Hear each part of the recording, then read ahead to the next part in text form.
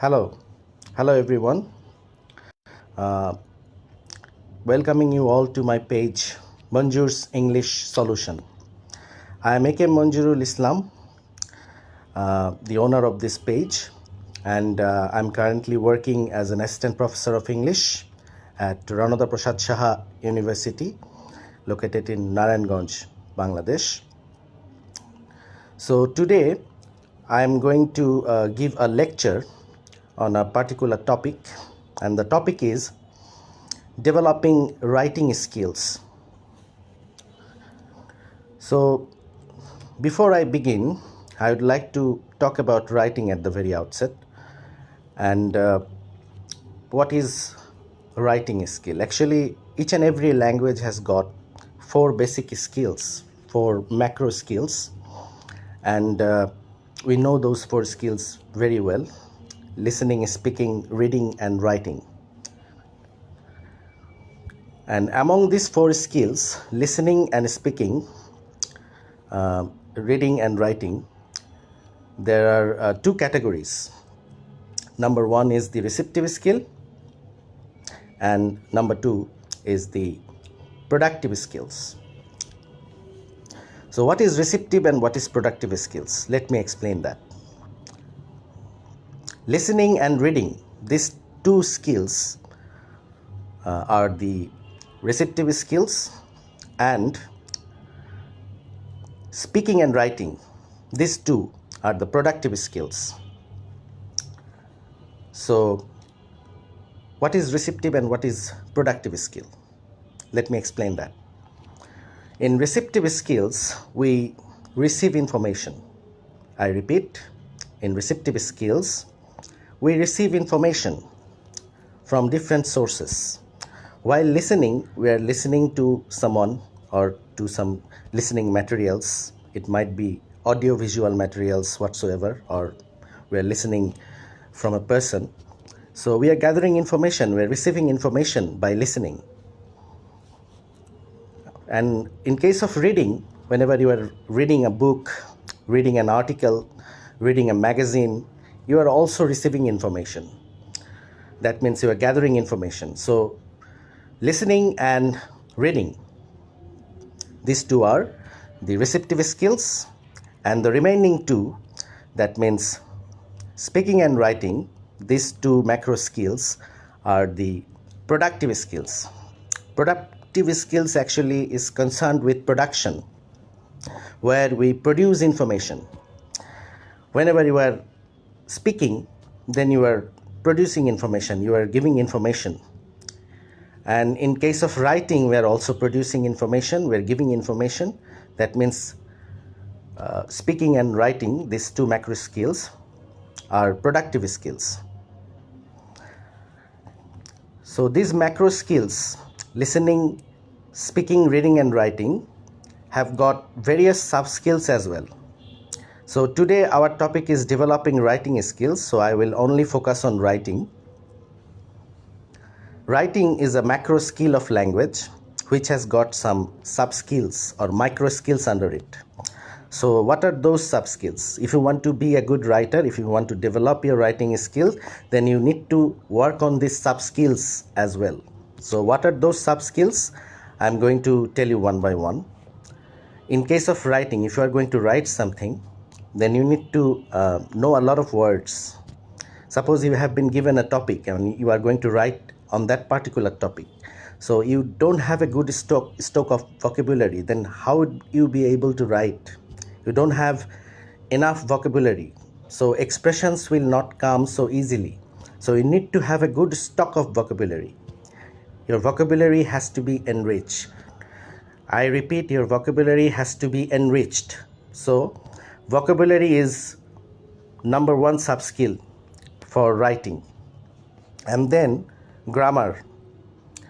Yes, of course, whenever you are going to write something, you have to be accurate. There is no alternative. In case of speaking, sometimes you can skip the grammatical mistakes, but in case of writing, there is no way. You have to write accurately, and to write accurately, to write correctly, you have to know the basic rules of grammar. And grammar is another sub skill for writing. And then let us move on to spelling. Spelling is another sub-skill of writing, because whenever you are writing something, if you make spelling mistakes or spelling errors, then your writing would be hampered. If your writing is full of spelling errors, that means you are not a good writer. You are not able to write the words properly. You are making spelling mistakes, spelling errors. So spelling is another sub-skill of writing. Another sub-skill of writing is punctuation, where you have to put the semicolon, where you have to put comma, where you have to put full stop, where you have to put the inverted comma. So all these things, the punctuation marks, where to put them, those are also very important in case of writing. And last but not the least, content. I repeat, content. Whenever you are going to write on a particular topic, then definitely you need to know a lot of things about that topic. If you don't have knowledge about the topic, you cannot write. No matter how you write well, if you do not have enough information about the topic that you have been given, then you will never be able to write properly about that particular topic. So study first. You need to have a lot of information in your mind so that you can put the information in your writing correctly, accurately, and so that your writing becomes productive. Am I clear? So content is very important. You have been given a topic, you know nothing of that topic, then you would not be able to write a single word. But if you really know something, you would be able to write something. If you know the topic very well, you would be able to write very well. So content is very important. This is the sub-skill of writing, another sub-skill of writing. So now let us move on to the 3 types of writing. Writing has got 3 categories or 3 types. Number 1 type is writing as a means. Writing as a means. I repeat, writing as a means. So what is writing as a means? Let me mention all the categories first. Writing as a means, writing as an end, writing as a means and an end. I repeat, writing has got 3 categories or 3 types of writing are there. Number 1 is writing as a means, writing as an end, number 2, and last but not the least, number 3, writing as a means and an end. Now let us talk about the first category, writing as a means. What is writing as a means?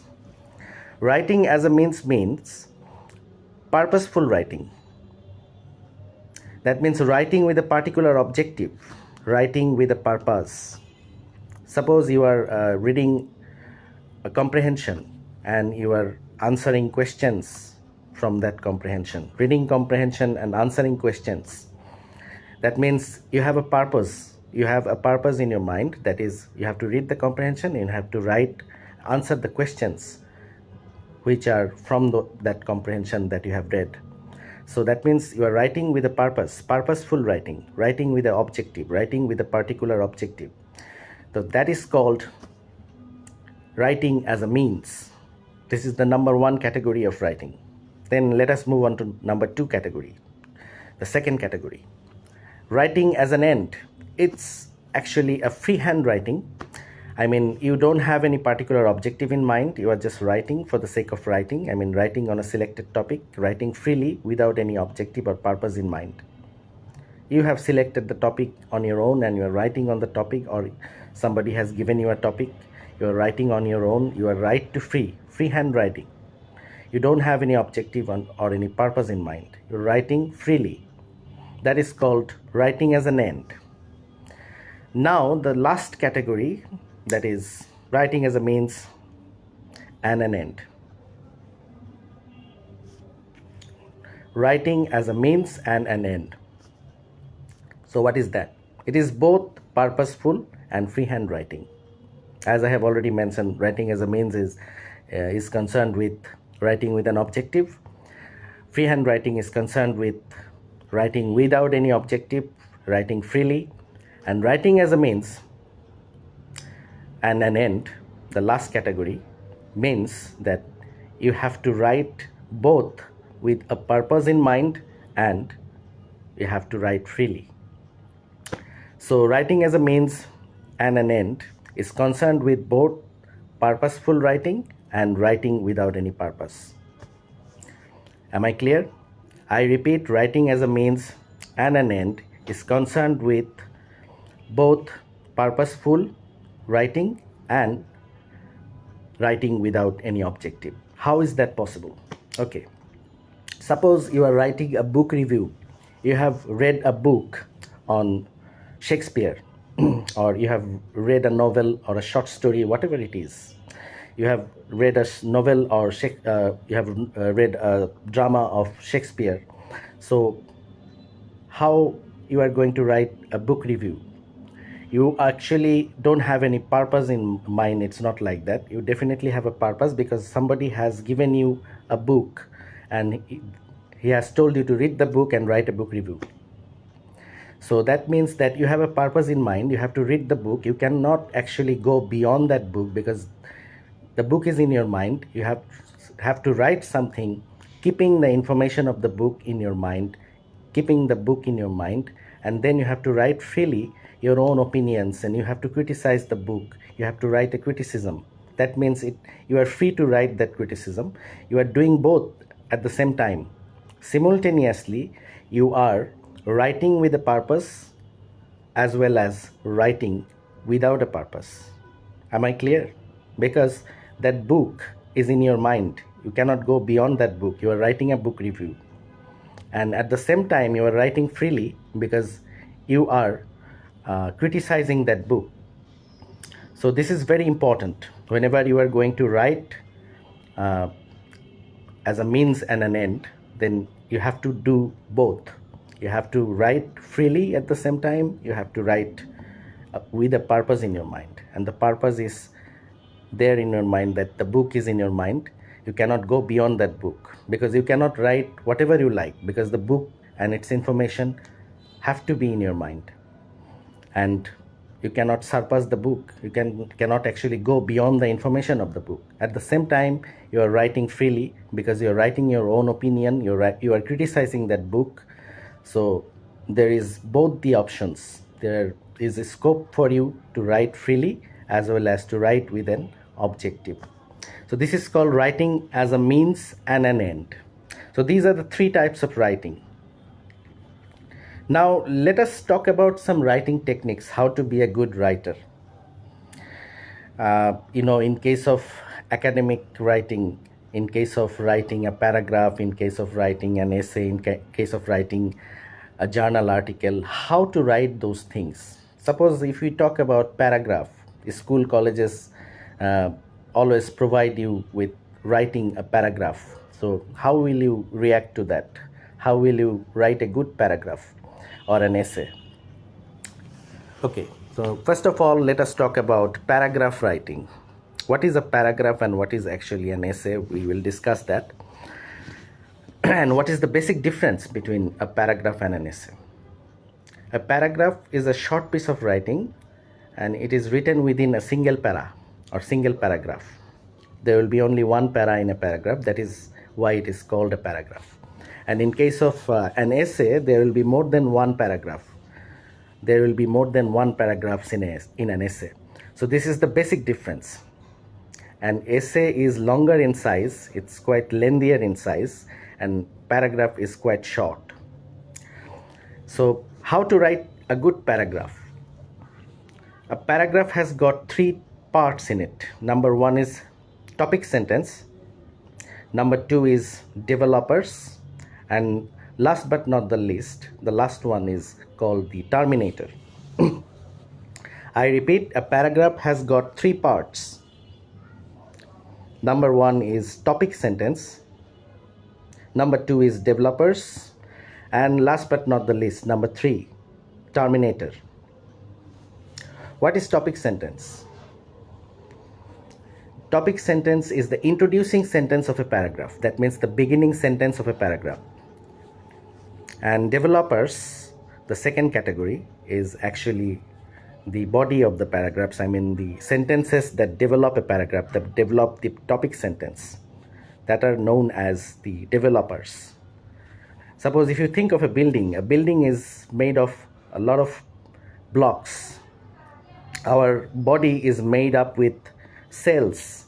So in case of paragraph, a paragraph is built up with a lot of sentences. So all these sentences develop the topic sentence. That means the beginning sentences of a paragraph. So all these sentences are known as developers that develop a paragraph. And the last sentence is known as the terminator. The last sentence of a paragraph is known as the terminator. That means the concluding sentence of a paragraph, which actually brings about a logically satisfying ending to a paragraph. So how to write a good topic sentence? That means the beginning sentence of a paragraph, which is known as the topic sentence, I have already told you. So to write a well judged and good topic sentence, you have to mention the topic first, because it's a topic sentence. The beginning sentence of a paragraph is called the topic sentence. So the topic must be in the topic sentence. Some people actually do not mention the topic in the topic sentence. This is actually bogus. You have to mention the topic in your first sentence of a paragraph. Suppose you are writing about drug addiction, it's a paragraph. So that phrase or the word, and that means the topic drug addiction, has to be there in the topic sentence. It must be there in the topic sentence. The basic idea or basic concept of a topic sentence is to introduce the readers with the topic of the paragraph. Am I clear?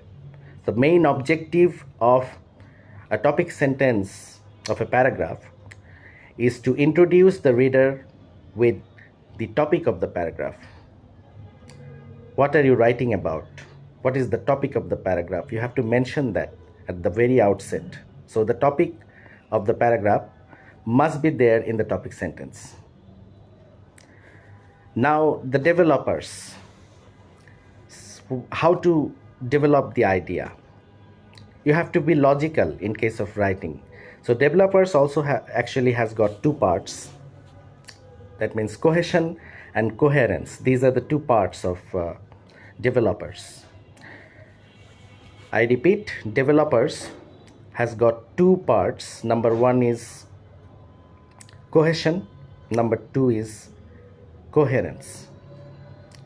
Cohesion is the unity or bond among the developers, among the sentences of the paragraph. That means there has to be unity, there has to be a bond among the sentences that you have used in your paragraph. A paragraph actually deals with a particular idea or particular topic, so there should be relevant information. That means one sentence has to lead towards another sentence. There has to be a relevant relationship among those sentences. That is called coherence. The relevant relation among the sentences is known as coherence. Is it clear? So cohesion and coherence, these two things are very important for developing a paragraph. So suppose if I tell you to write a paragraph about drug addiction and you are giving descriptions of something else, so there is no relevant idea. I have told you to write a paragraph on the cow, you are giving description of the goat, so there is no relevant relation. That means there is no cohesion and coherence among the sentences of that paragraph. Am I clear? So paragraph has to deal with the topic sentence. I mean, you always have to be concerned about the topic, and the ideas have to be relevant, and there has to be a unity among those sentences that you have used in your paragraph, which is known as cohesion and coherence. Am I clear? Cohesion is the unity and coherence is the relevant relation among the sentences. And the last part of the paragraph that I have already mentioned, that is called the terminator. Terminator actually takes a paragraph to a logically satisfying ending. That means you have already written enough. Now you have to cut the conclusion.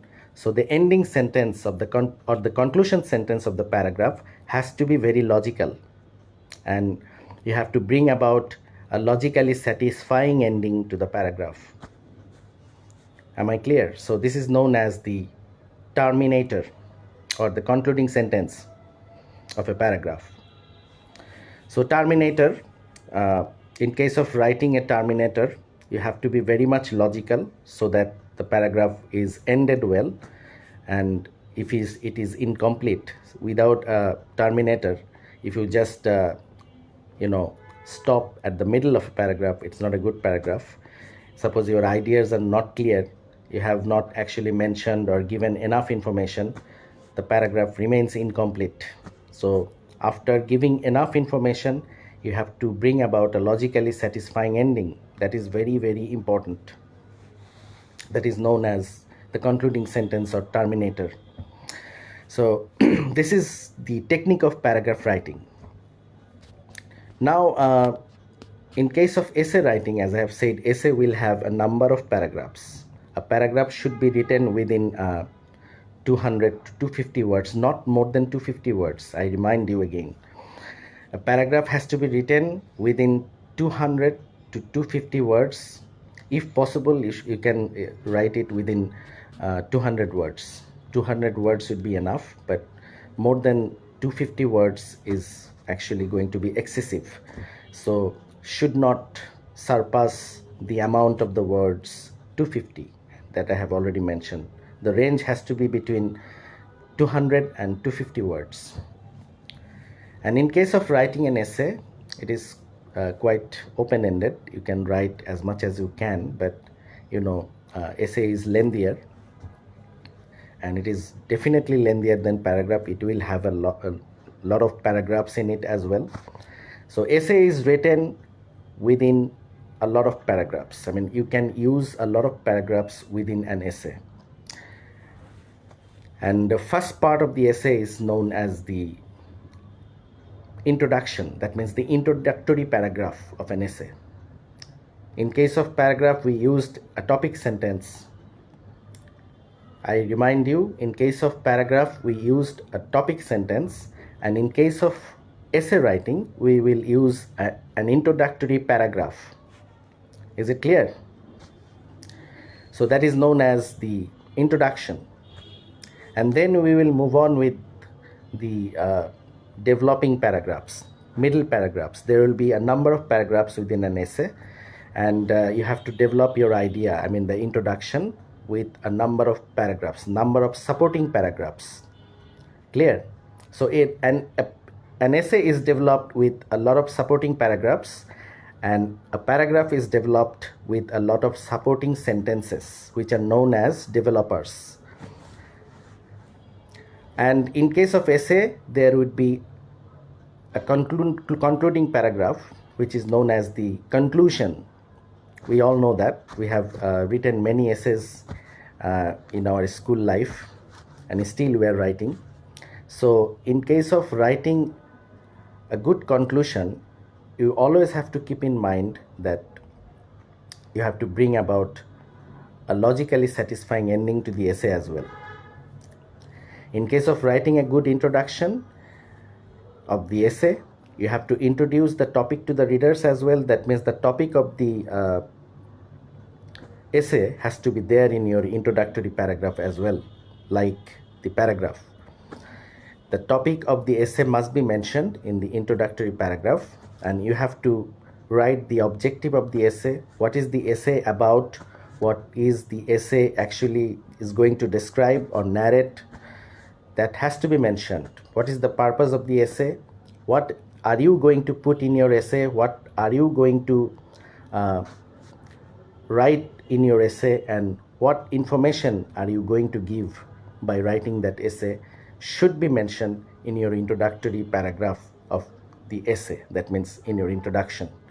And then there you will move on with the supporting paragraphs. That means the developing paragraphs. You will continue developing it with providing a lot of information and as much information as you can put. So to provide information, you need to know about the topic. So there is no alternative of reading. There is no alternative to reading. You have to read a lot to write well. I repeat, you have to read a lot to write well, because content is very important. Whenever a topic is given and you have no idea about the topic, you will not be able to write anything. So you will not be a good writer.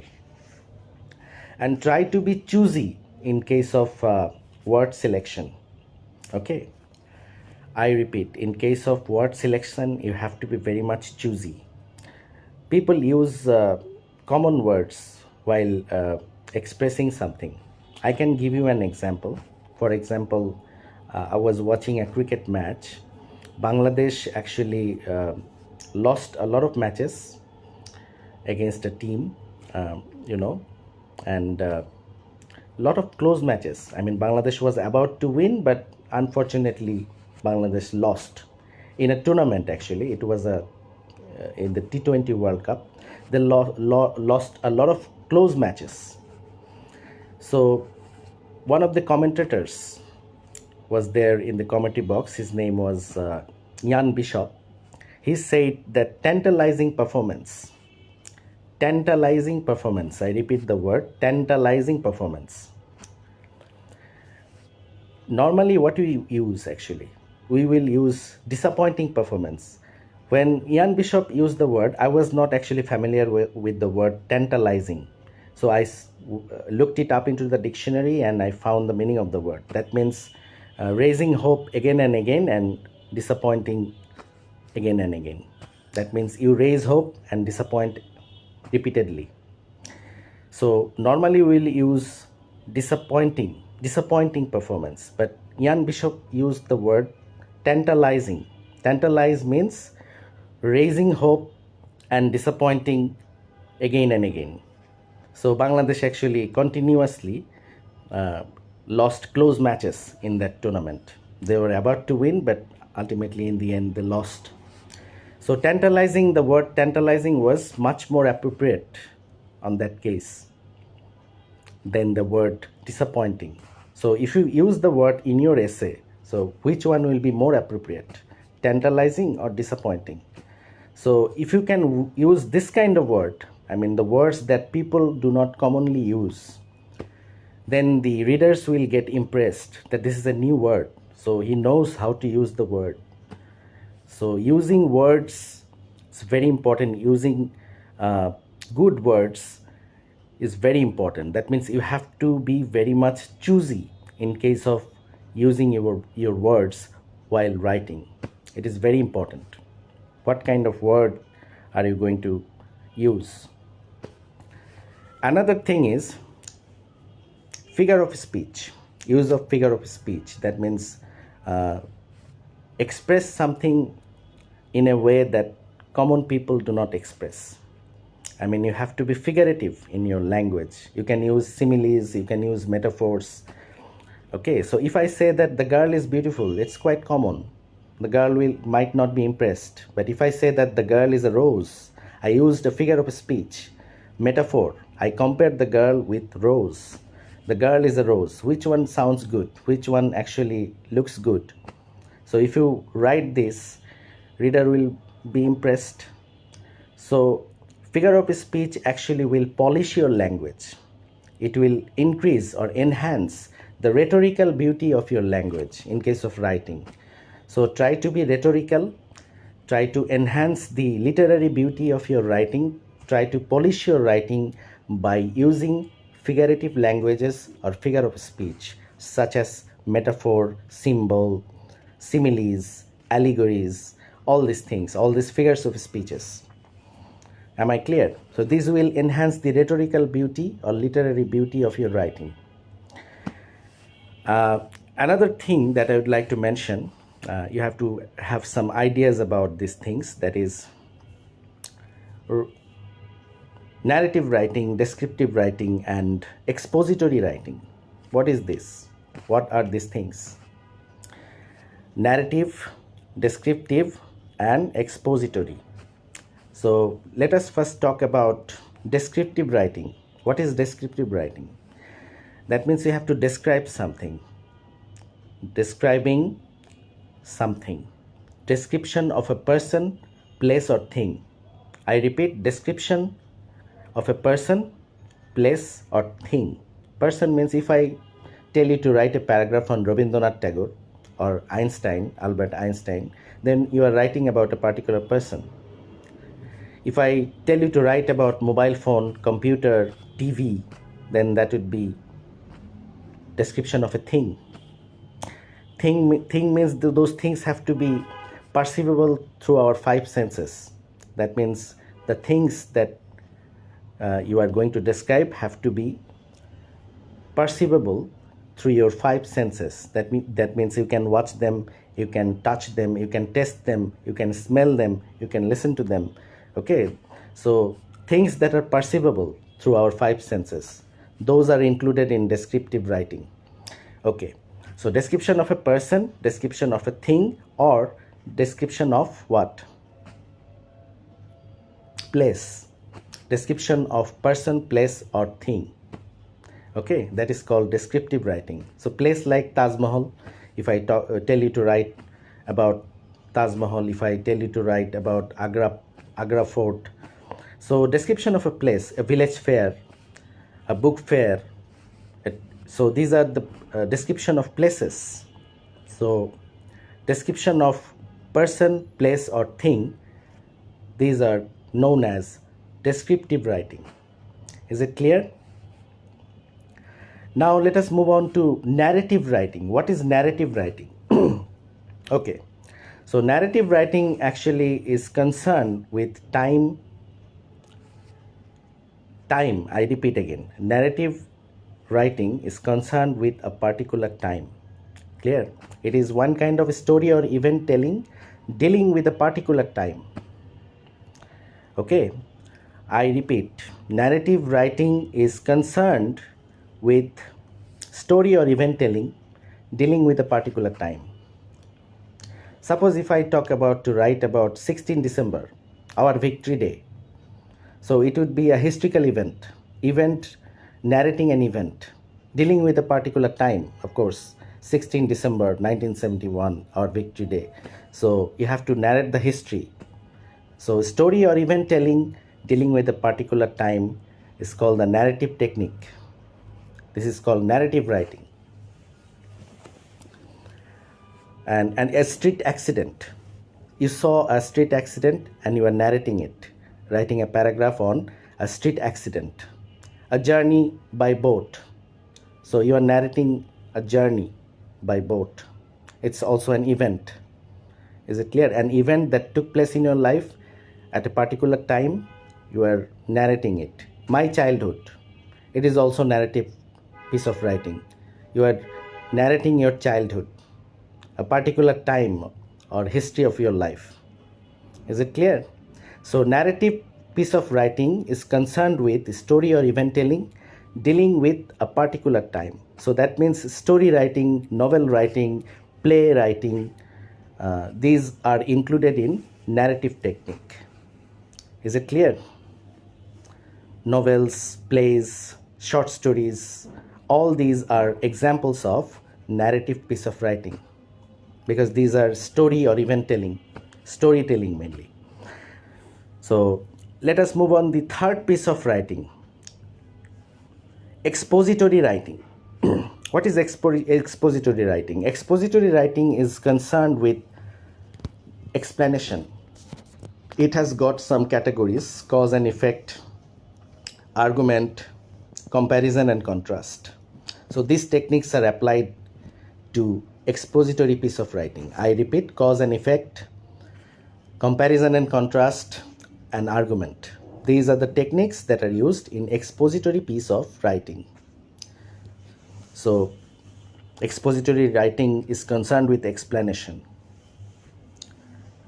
What is cause and effect writing? Suppose I tell you to write about environment pollution, paragraph or essay, whatever it is. So it would be expository piece of writing because it is dealing with cause and effect. What are the causes of environment pollution? What is the effect of environment pollution? Student politics. what actually caused student politics, what are the effects of student politics in our society, in our educational institution, what is the effect of student politics on the students. So this deals with cause and effect. And again, if I tell you to write about public universities and private universities in Bangladesh, so what technique has been applied to this writing? Comparison and contrast. You are comparing public universities with private universities. GPA system versus marking system. Extended family versus nuclear family. So this is comparison and contrast technique. So this is another kind of expository paragraph. Expository paragraph has got some techniques, cause and effect, comparison and contrast, and another one is argument. If I tell you to write about student politics should be banned, so there should be some kind of argument. You know, some people might support it, some people might support student politics, some people might not support student politics. So this is actually a controversial issue, a debatable issue. So you can debate on the topic. Am I clear? So argumentative piece of writing is concerned with that. This is called argumentative writing. Clear? So argumentative writing is also included in expository piece of writing. It might be a paragraph, it might be an essay, whatsoever. So this is known as expository paragraph, dealing with cause and effect, comparison and contrast, and last but not the least, argument. Clear? Okay. So this is what I think writing is all about. To write well, you have to develop the sub skills of writing. You have to have a good stock of vocabulary. You have to enrich your vocabulary. You have to be good at spelling. You should not make spelling errors in your writing. You have to be grammatically accurate, so you have to know grammar. These are the sub skills of writing. And last but not the least, the content. Last but not the least, the content is very important. Whatever topic you choose, whatever topic you have been given, you definitely have to have some knowledge on that particular topic. If you do not have enough knowledge on that particular topic that you are writing about, then definitely your writing will be hampered. You will not be able to write at all. Your writing will be full of irrelevant ideas or irrelevant information if you do not have enough knowledge about the selected topic that you have been given. So reading is very important. I mean, to know about the particular topic, to have some knowledge about the particular topic is really important in case of writing. Otherwise, there will be a writer's block. I mean, you will be mentally blocked. You will not be able to write. Writer's block is another term that actually happens when people actually do not get idea. Some writers, suppose a writer has published a book, a novelist. He published a book, but for some months he could not gather any information. He cannot actually find enough ideas. He cannot actually find any topic to write about. So writer's block has been created. We say that we use the term writer's block for that case. Is it clear? Writer's block. That means he is not actually able to find enough information. He is not able to find any idea what to write about, which topic should I write. So this is what writer's block is all about. Some writers go through this phase of life. I mean, they actually suffer from writer's block and they're not able to write anymore. So it happens. So that's what writing is all about. I think I have given you a lot of information. I have tried my level best to inform you about the writing techniques, how to write well, how to be a good writer. And in case of letter and application writing, you must follow the American style, because America is ruling the whole world. There was a time when British used to rule over the world. Then we used to follow the British style in case of letter and application writing, but nowadays the American style is very much popular, so we should go for that American style full block format. Full block format. The British, they previously used semi-block format in case of letter writing. I will actually have a session on letter writing in my next classes or next sessions. I will try to inform you about the letter application writing techniques. So that's all for today. I think I have already taken enough time of yours. It's already 9:11, and thank you for joining me. And Shaheen has joined my class, one of my students. Thank you very much, Shaheen, for attending the live session and making it a live and exclusive one. Thank you. Thanks for your participation. And I welcome all of you. You are free to join my session, my live session. You can comment on here. You can write your questions. I will try to answer those, and I will try to provide you with enough information as much as I can from my experience, from my knowledge. I will try to help you. And that's all for today. That's all for tonight. Thank you. Thank you for joining my live session, and good night. All the best to all of you.